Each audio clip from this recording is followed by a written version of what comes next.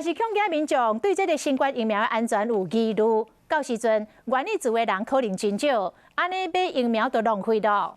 但是中回应讲，甘愿加买，嘛无爱到时阵民众要做无。另外，含3百种的美国猪，明年1月就要进口。政府本地讲要到美国去查抢，所以就无行动。到立委质疑了，要查抢的讲法一再更换，根本无咧要紧民众的健康。卫福部长陈时中讲，一定会以安全为第一优先。谈谈赴美查厂这件事，有太多的变化。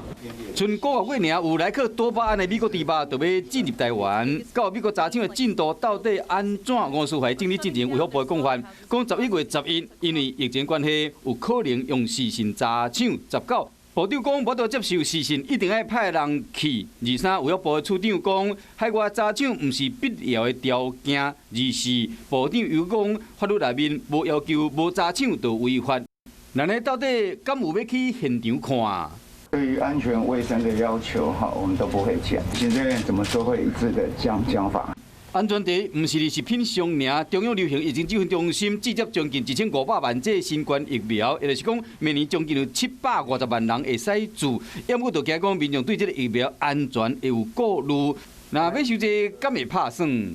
我想各种可能性都有了哈，我们先把这个量先准备全来哈，宁可多买也不要不够哈。打了疫苗以后出现任何的事情都不能夸大为说不能排除跟疫苗相关，这样的话其实是一个违反科学的原则，而且也可能会导致很多人应该打疫苗没有打疫苗，导致疫情的失控。